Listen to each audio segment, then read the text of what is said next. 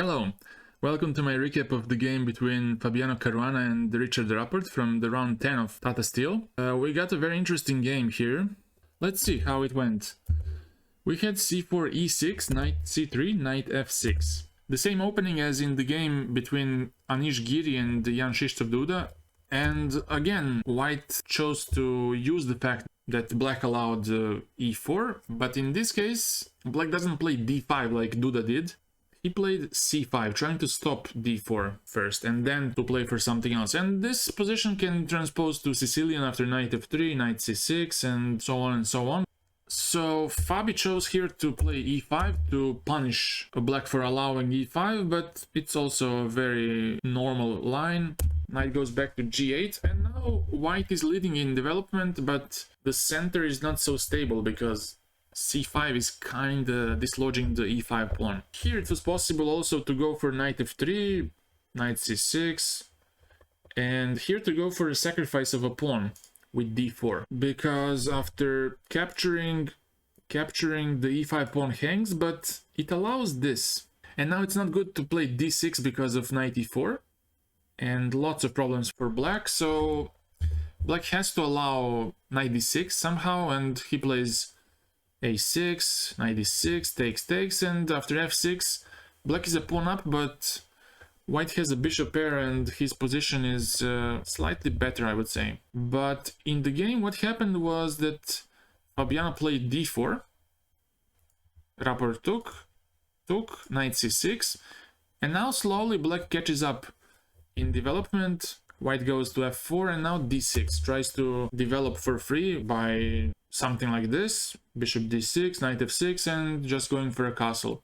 But of course, Fabiano is not going to do that. He's going to develop knight f3, and now Rapport plays a very unusual move for this position. It was played only once.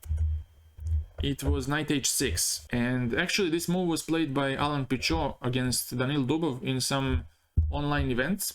The most played move in this position was knight g7, heading towards g6. And also it's a very interesting position that occurs after. Let's say this, bishop d6, bishop e3, bishop b4, to make the bishop go to the worst square. After castling, we have a very interesting game with the opposite castling, but after knight f3, he plays a very interesting knight h6, heading for knight f5 next. In the game between Danil Dubov and Alan Pichot, Dubov played bishop d2, and it quickly became very drawish. After this, bishop d6, knight c6, bishop f4, knight d8, bishop d2, king d8. We had a very drawish position, but eventually Dubov won the game. But nevertheless, the position is quite dry.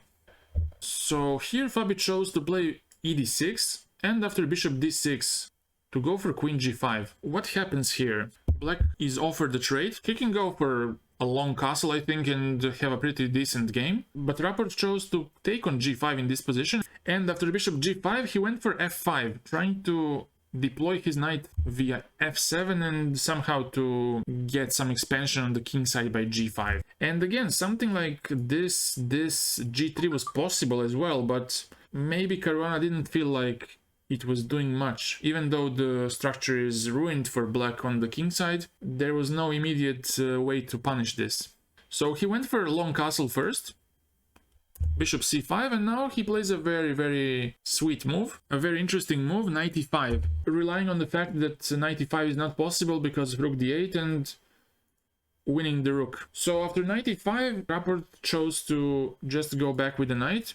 If the knights get exchanged on f7, it's all fine. The knight on h6 was already very bad, so it's good to exchange a bad piece for a very good piece on e5. So Fabiano chose to damage the pawn structure on the queen side for black by capturing on c6 and going for bishop e3, because also the bishop was annoying and there was no way to defend the pawn the other way, because if he goes to h4 there is g5 and f4, which would be quite embarrassing.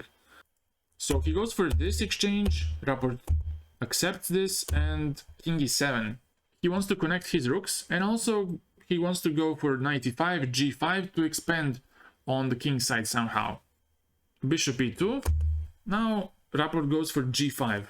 Like I said, he wants to expand. He's doing it by playing h5, g4, h4, and so on and so on. Now Fabiano tries to somehow improve the piece on c3, which is quite limited by the pawn on f5. In this case, it cannot jump anywhere towards the center, so the only way to improve is to go to c5. Fabiano plays knight a4, h5, and now knight c5. Both sides do their own thing, and they don't mind too much about the opponent's plans. Now Rapport additionally expands by pushing h4, and now Fabiano does something very radical. He plays g4.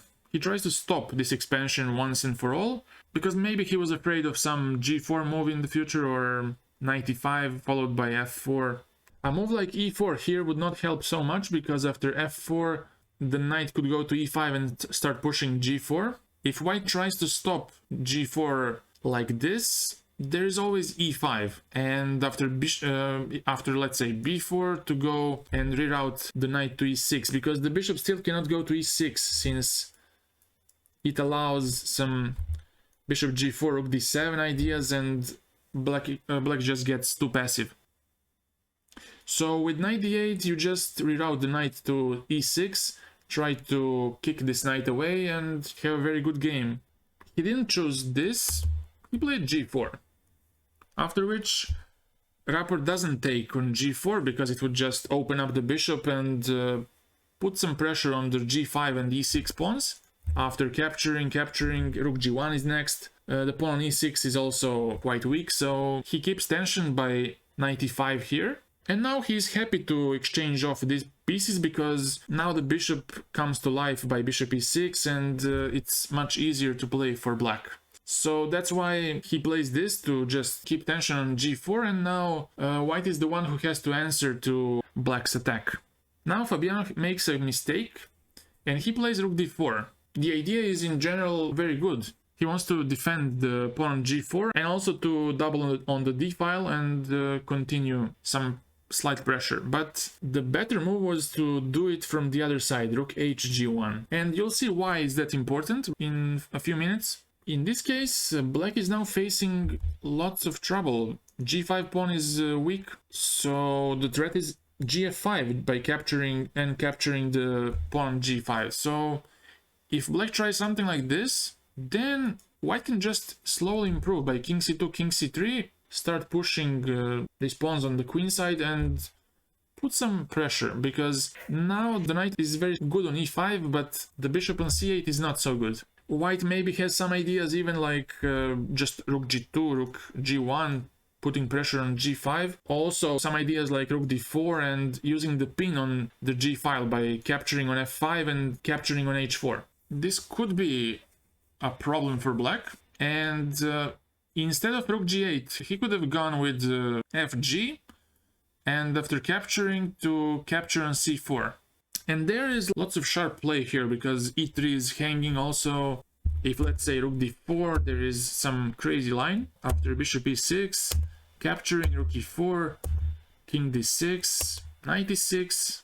Now the g5 pawn is under attack, so this all leads to a rook endgame, which is a complete draw, because now black has very good chances for a win, but it all leads to a draw, because after a couple of more moves white is going to control the h pawn and the a pawn is going to start running.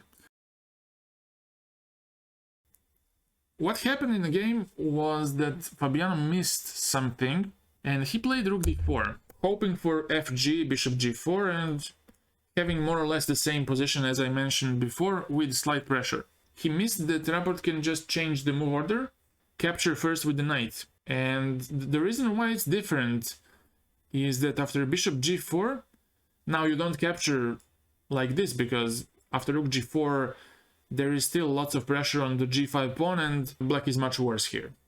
But after bishop g4, black played e5, and now the bishop comes to life.